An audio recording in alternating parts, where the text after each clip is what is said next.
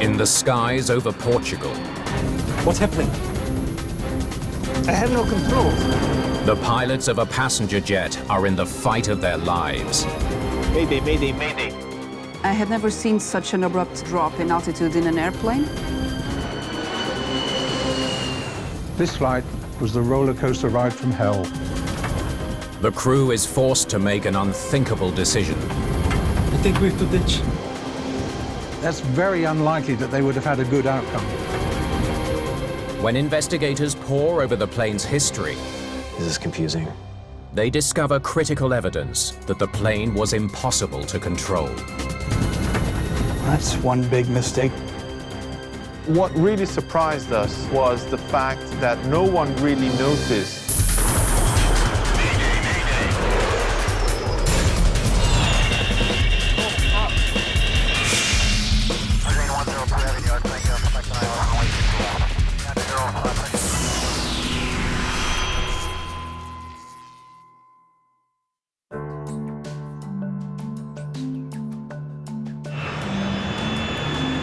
Air Astana Flight 1388 prepares for takeoff from Alverca do Ribatejo, an airbase 15 miles northeast of Lisbon, Portugal. Before takeoff checklist. Roger.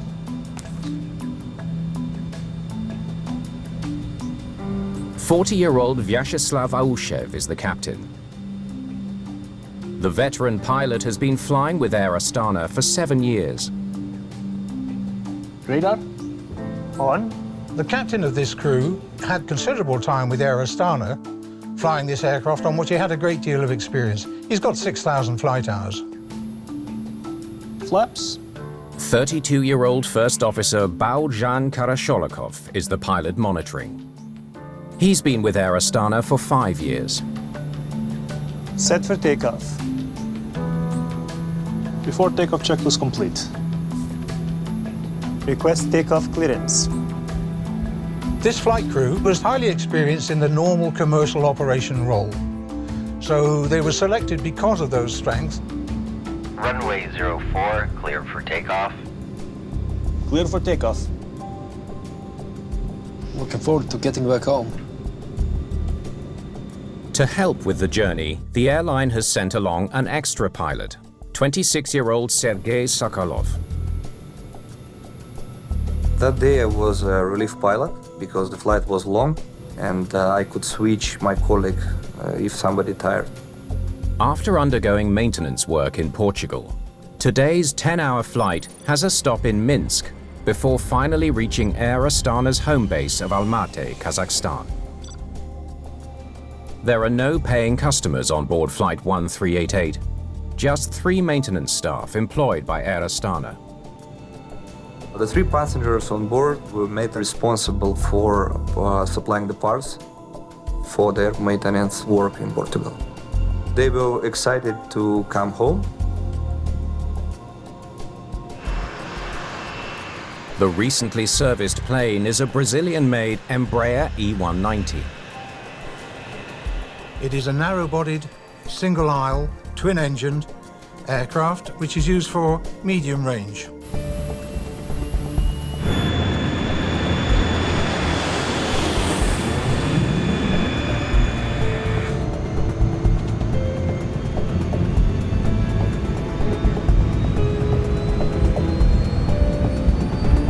D1. Rotate. The flight takes off just after 1:30 p.m. Let's go home. But seconds later, What the? the plane hits some turbulence, causing it to bank unusually hard to the left.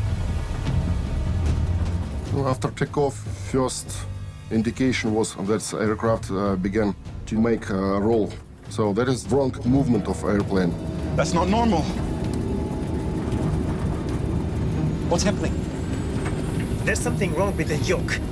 I've never felt anything like this before.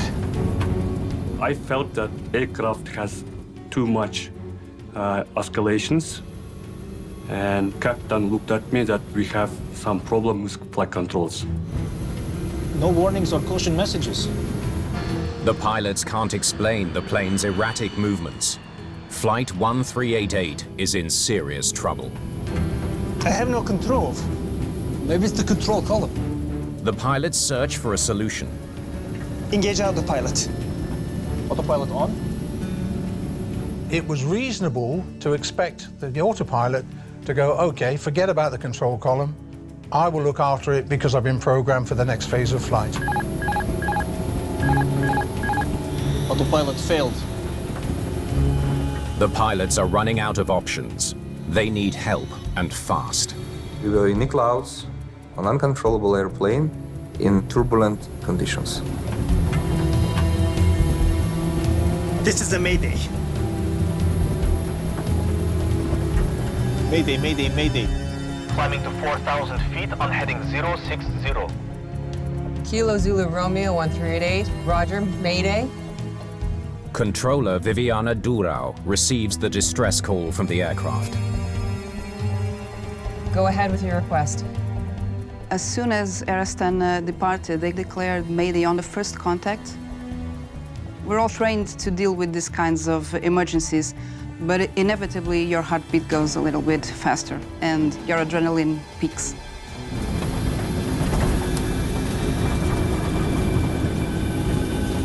There's nothing in the quick reference handbook. We have to get back to the airport. Agreed. Astline 1388 requesting back to airport. Kilo Zulu Romeo 1388, you can turn left or right as you wish, heading 280. Roger. But heading back to the airport is an enormous challenge. Every time we bank, we lose altitude. We've got to get higher to turn back. To turn around safely, they need to climb or risk hitting terrain when they bank. If you roll excessively, the pitch doesn't actually change much in terms of altitude, and in fact will allow the aircraft to drop. And that was alarming, to say the least. Let's try to control from your side. My controls.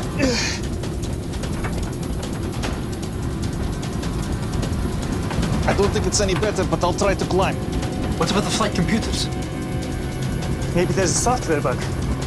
The pilots speculate the problem is related to the replacement of 4 flight computers, something they learned about prior to takeoff.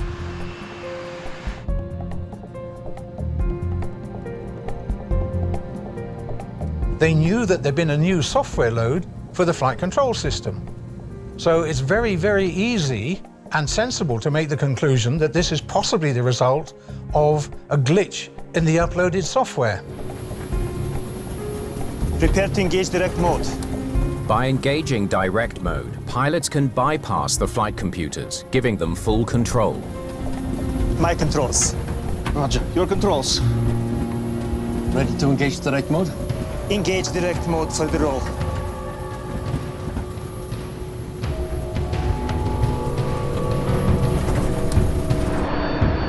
The aircraft's performance improves. Let's see if we can get back to Alverca. But the pilot's relief does not last. It's not enough. I don't have enough control to get us back to the airport. The difficulty this crew had was they couldn't steer the airplane in any way. So to get back to the airport with the best will in the world wasn't going to happen. What are we going to do? With nothing working and the plane continuing to drop, the crew is faced with a grim option. I think we have to ditch. Ditching means attempting a very risky landing on water. We were over the big populated city on uncontrollable airplane, and we could hit the ground at any time.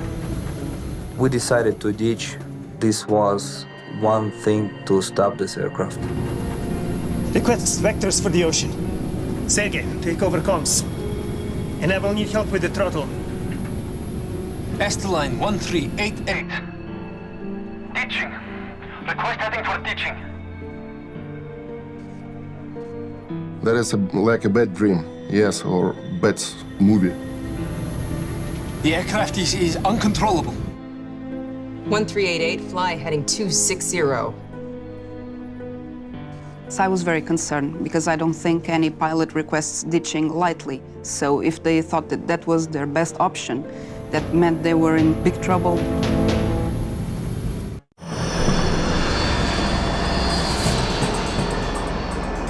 1388, you can reach the sea on a heading of 210, approximately 36 miles.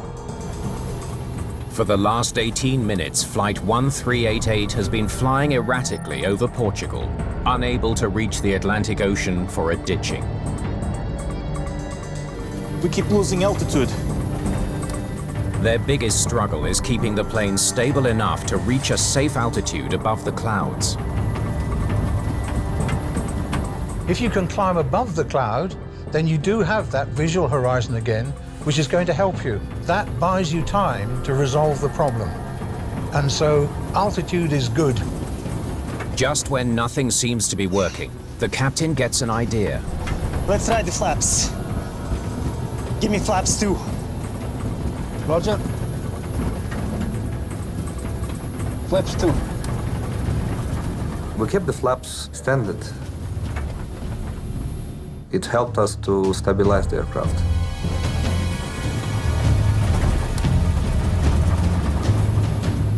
"30 minutes after takeoff, Flight 1388 finally rises above the clouds. 17,000 feet and we have visual meteorological conditions. That was actually a good sign because if they could control the aircraft enough to climb over clouds, they weren't going to crash anytime soon. This was very good news.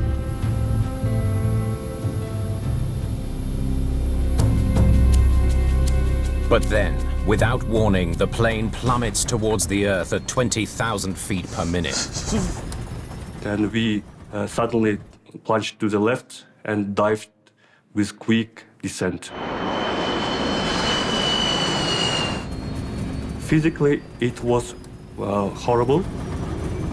For the 3 passengers on board, it's a rough and terrifying ride. Oh no.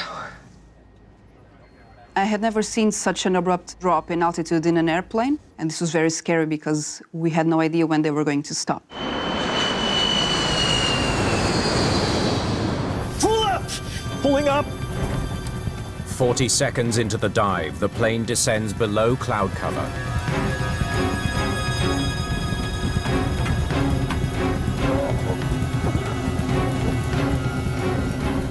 Keep it up. We've got this. Sergei, we need power.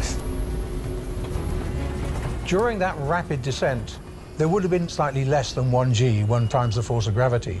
But at the point at which you pull the airplane out of the dive, that G level picks up. And in this case, almost to fighter pilot levels. The extreme maneuver stresses the airframe to its limit. We heard some cracking of the airplane, of the G-bolt. I saw the hill with the trees in front of us. It was close.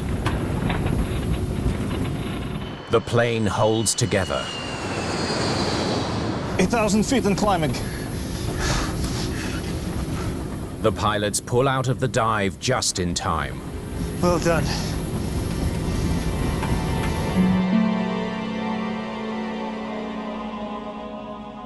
Yeah. Wow, we're out of this nightmare.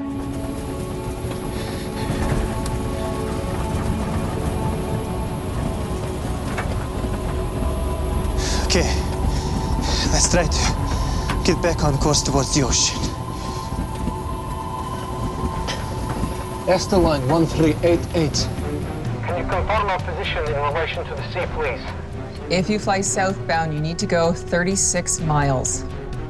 But the battered aircraft still isn't responding predictably to the crew's inputs. It's no good. I can't get to 220. See if I can stay on this heading. 1388. We are flying through a storm. Can we get to the sea on our current heading? The weather was very bad, very windy, raining.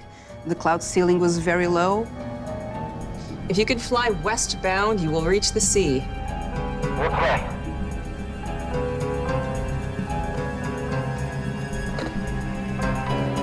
"35 minutes into the flight, air traffic control calls the Portuguese Air Force for help.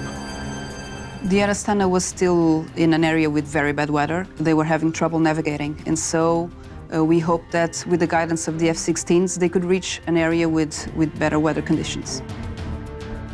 Lieutenant Colonel Nuno Monteiro is one of 2 F-16 pilots sent to guide the aircraft to better weather and a place to ditch safely.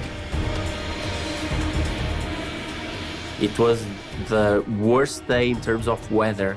I was in the squadron, and I knew that if the bell would ring that day, we had to act fast. But can the F-16s reach Flight 1388 in time to help? Almost an hour into their trip, Flight 1388 awaits help from 2 Portuguese fighter jets. Still climbing. Anybody need water? But the pilots are exhausted. It was very hard for us, physically and emotionally.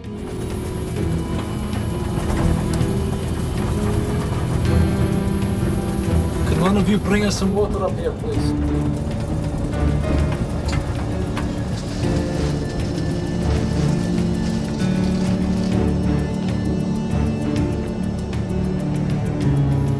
Your controls. My controls.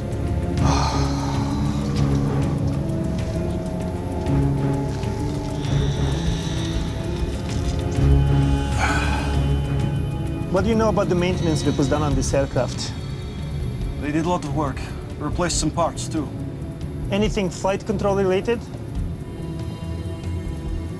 We ordered new aileron cables. New aileron cables? When we learned that aileron cables were changed, we realized the possible cause of the problem. Ailerons are flight control surfaces on the rear edge of each wing. They hinge up and down to help control an aircraft's roll.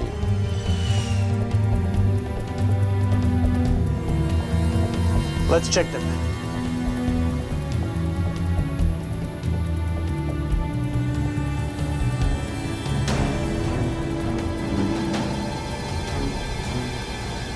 I've got visuals on the right wing.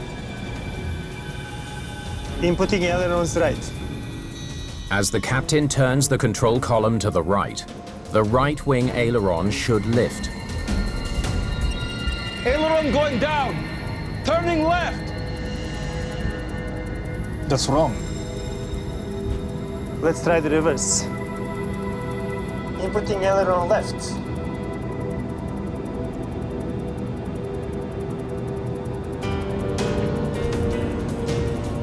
We put inputs and we realized that this aileron is responding opposite.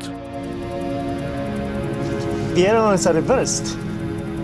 With opposite inputs, we might be able to control the aircraft. Now we know what's happening. Let's start to work with this. Okay, let's fly this aircraft oppositely. If you want to turn left, turn to the right. It's a bit better, but still hard to fly. This is going to take some getting used to. Against his instincts and muscle memory, the captain tries to keep the plane's wings level and climb to better weather. You have to learn a completely different process against the ingrained teaching you've already had, and that's very difficult.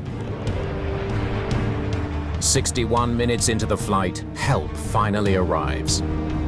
Asta line 1388. You have 2 F-16s reaching your position. Copy that. Zulu Romeo, this is Portuguese Air Defense, bullet 21. How's the assist?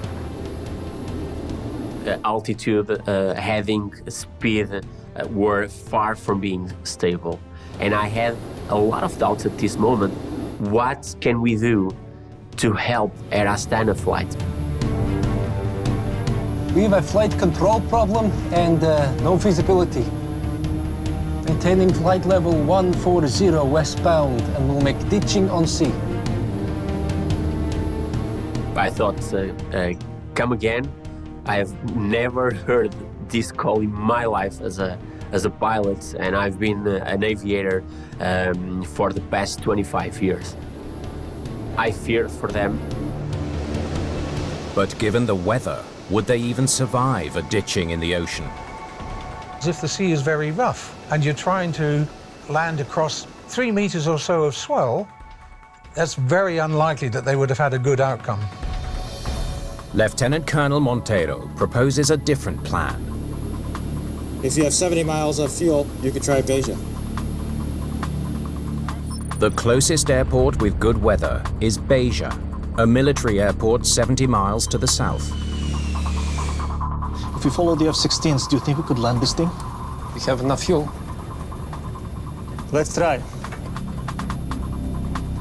Now we could stably climb above the clouds.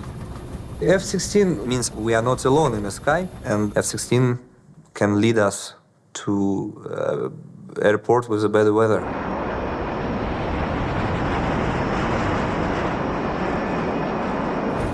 The aircraft is a little bit more controllable.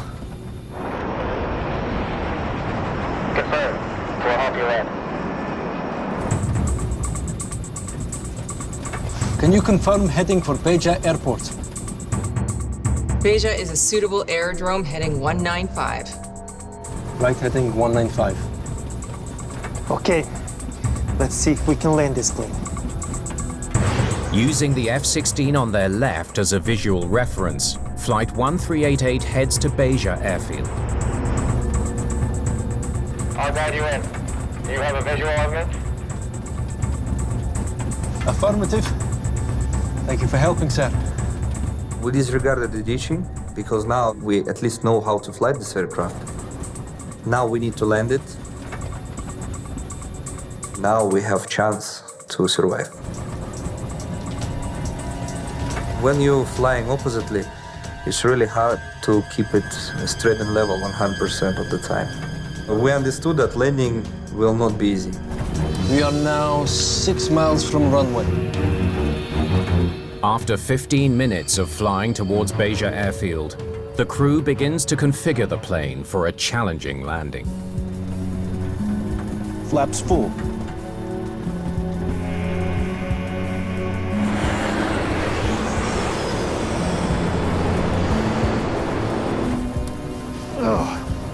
Whoa!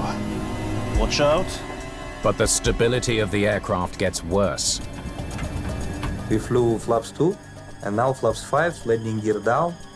So these conditions is new for this airplane. So it means you have to learn to fly it again. With the ailerons reversed, Flight 1388 is almost impossible to control. Both F-16s position themselves behind the plane, giving the crew plenty of space without distraction.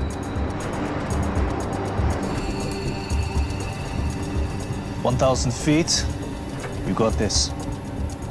Guys, support me and said, yes, yes, you're doing right. Everything will okay. We will survive.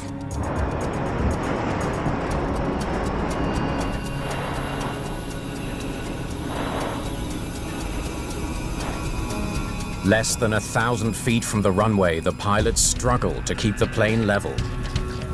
With the low speed on the approach, you have to have minor inputs on the yoke. And it's really difficult. The aircraft begins to veer away from the runway. Go around! Going around! It's too dangerous to put the plane down. They abort the landing.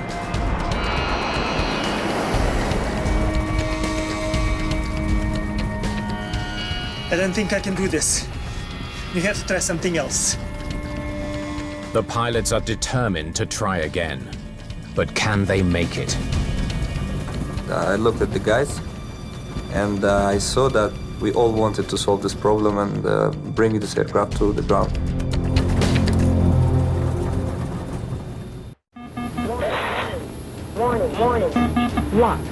After nearly 2 hours in the air and 2 unsuccessful landing attempts, Flight 1388 flies towards the runway again. Turning left, heading 189. Going to take us back in. Roger. With the captain and the first officer exhausted, the relief pilot takes the controls for the 3rd landing attempt. That's like in football. When you need a win goal, you change the player. Going to try and get away from you. Be ready for anything. I was less tired, but I realized that it's really difficult to control airplane.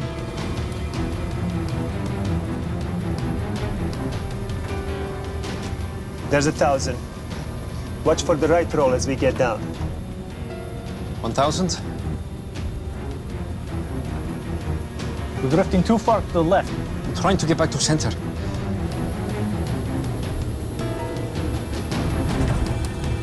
A mile from the runway, the weather impedes the landing attempt. The wind conditions changed. The airplane started to deviate again to the left. The captain quickly improvises an alternate plan. We can make it to the other runway there. 19 left. I see it. I'll try. Can we land on the left runway? Confirmed. Clear to land on left runway. Roger.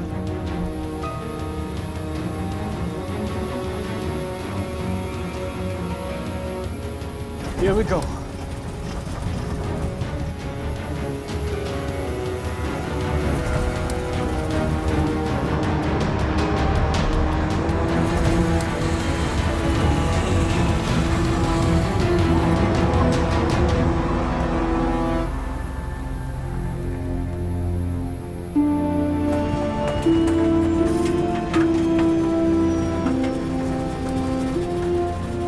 After a grueling 2 hours in the air, Flight 1388 lands safely in Beja.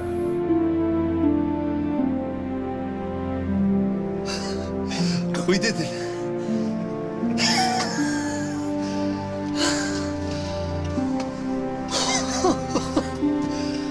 Through teamwork and determination, the crew has made a stunning landing.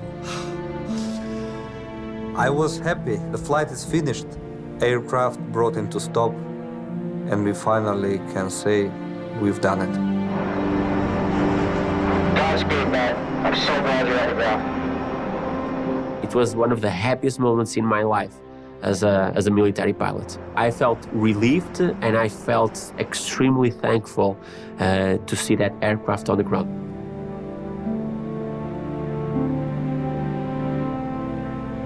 The only injury is a sprained ankle to one of the maintenance staff. I felt relief. I was very happy that we made it and we landed the aircraft in one piece. But now it's up to Portuguese air and rail accident investigators to find out why it happened at all. Within 2 hours of landing, investigators from the Portuguese Safety Investigation Authority arrive at Beja Air Base. José Figueiredo is the lead investigator overseeing the investigation. Good to see it's in one piece. We knew that something was wrong, really wrong with the aircraft. Investigators examine the aircraft for signs of damage. Nose looks fine. Check this out. Deformations.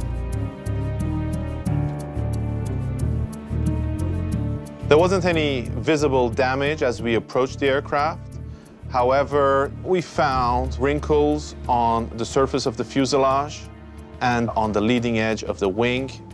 The damage indicates that Flight 1388 suffered extreme forces in flight. I can't believe they landed this plane. The incident is declared an accident because of the severity of the damage. The aircraft is a write-off. The definition of an accident typically involves the destruction of the aircraft and fatalities. But we decided to classify this event an accident rather than an incident because we felt it was important to draw attention to what happened here. Let's see what the crew can tell us. We called the control tower at Beja and request the pilots to stay on the aircraft until we arrived there. It was key for us to speak to the pilots so that we could get a first-hand account of what had occurred and to try and get as much valuable information from them as possible. When did you realize there was a problem? Immediately after takeoff, the plane started rolling back and forth. What's happening? There's something wrong with the yoke. I've never felt anything like this before. There's a total disconnect between the control yoke and the aircraft. Were there any alerts or indications of what went wrong? No, but one of the maintenance team on board remembers ordering new aileron cables for the aircraft. So we did a visual inspection, and it seems that ailerons were moving in reverse. We couldn't believe it when the crew told us. We wanted to perform an operational test to confirm for ourselves what was the real issue. Okay, show us the left aileron.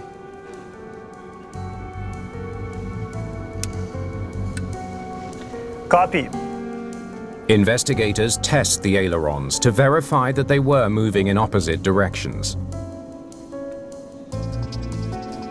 Yoke to the left. Two control surfaces work in tandem to turn the plane. Both the aileron and the spoiler must move upwards on the wing to turn the plane to the left.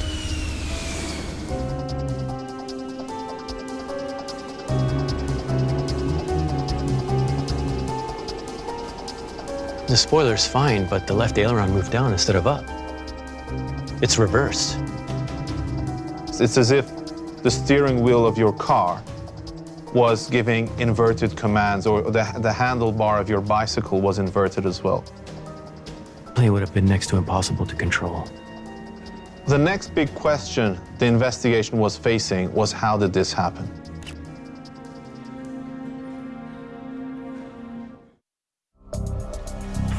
Maintenance began on October 2nd. Investigators review Flight 1388's maintenance records for an explanation why the ailerons were inverted.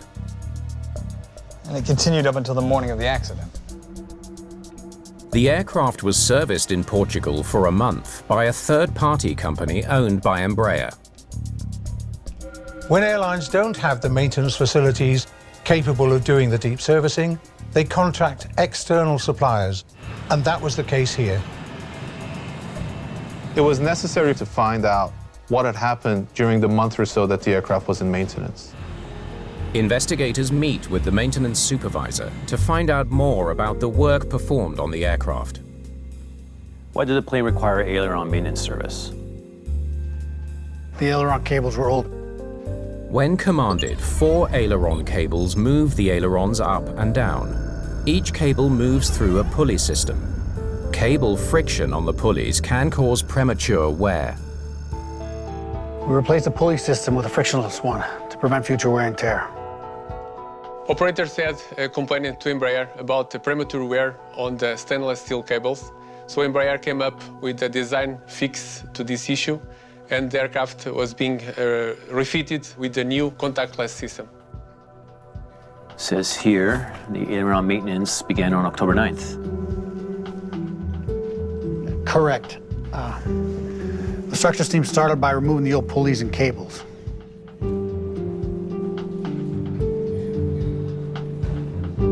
The new installation uses mostly square metal frames instead of pulleys to guide the cables through the wing. This minimizes any wear caused by friction.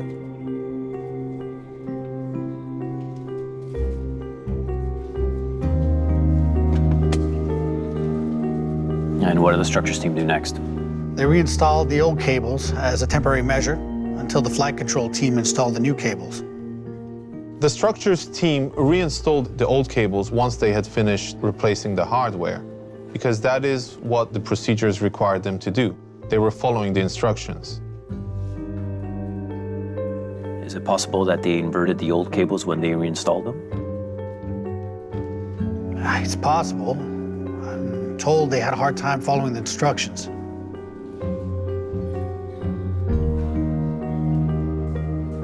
Where do they struggle with the instructions? Right here. They identify a key section where the structures team had difficulty understanding the instructions.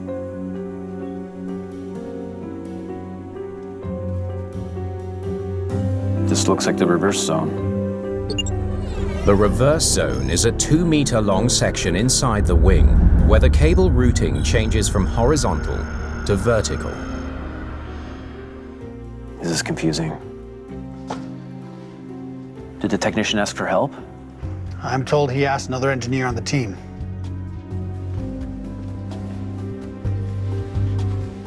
The structural engineer consulted a colleague who had also limited experience, and the manual instructions were quite difficult to follow. Did you test the reinstallation? They weren't required to. This kind of work required extensive experience, so without surprise, they did it incorrectly. Not only did the structures team incorrectly reinstall the old cables, they never tested the ailerons to confirm that they installed them correctly.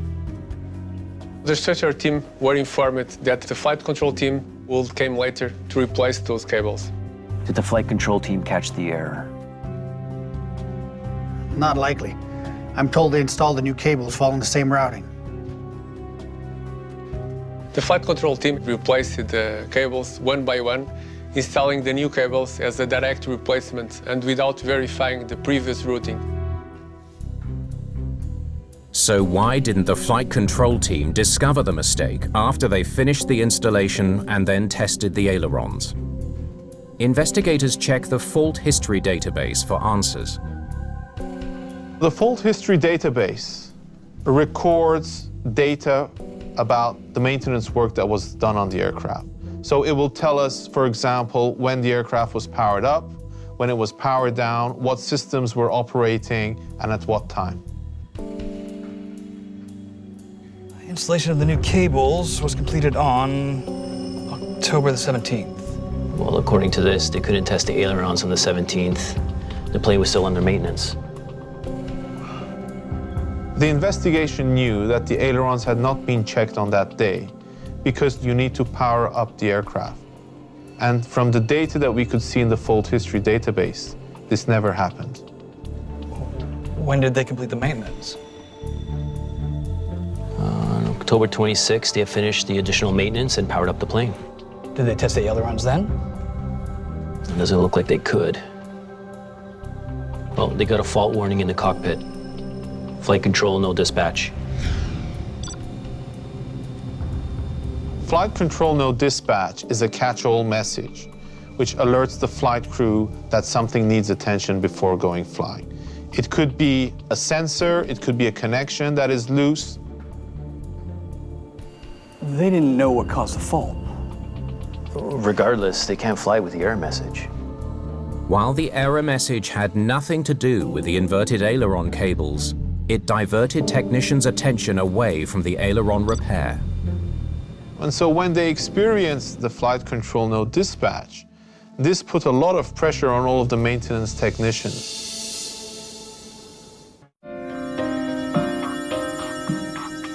What did you do when your crew got the flight control no dispatch message?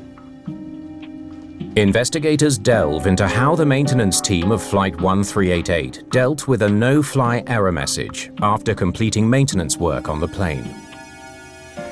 I dispatched a team to investigate. Were they able to determine the issue and clear the problem? No. The maintenance team started by referring to the manuals. They also asked support from the manufacturer. However, all of these efforts had a limited result. How did they resolve the error message? They replaced the flight control computers. With no success resolving the error message, the maintenance team considers the possibility that the issue involves the flight control computers. These were new computers. So these being new computers, they had clean memories. When they powered up the plane, the error message was gone. When those 4 flight control modules were replaced, the message disappeared and the plane was cleared to fly. Did you test the ailerons after that?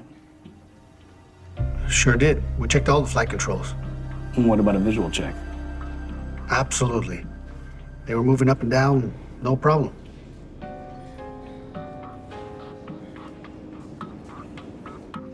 Did they check to see that they were moving in the right direction?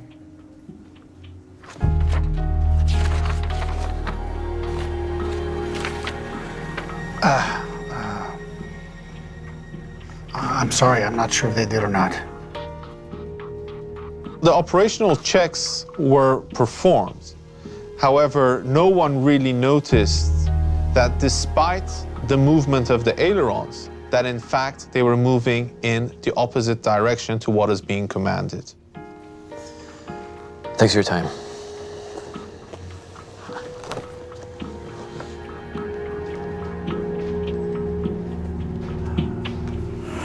That's one big mistake that nobody caught. Investigators finally understand what happened to Air Astana Flight 1388. The groundwork for the terrifying flight was laid a month earlier when a maintenance team inverted the aileron cables because the instructions were confusing. When they prepare to test the aileron cables, they get distracted by a mysterious error message. Maintenance technicians clear the error message by replacing flight computers.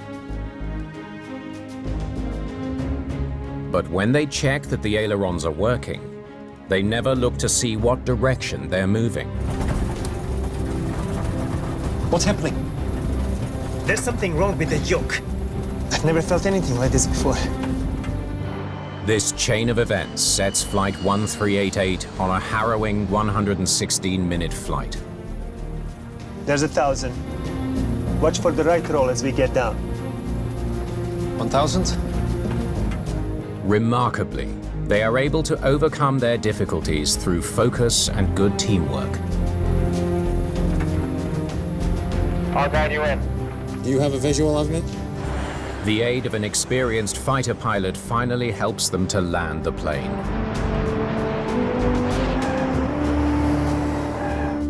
The situation looked dire for a long time, and knowing that they had landed safely was just a tremendous relief. The really impressive thing is that this crew, who are not experienced flight test pilots who come across completely non-standard situations before, just how quickly they settled down to work it through logically. They did really well.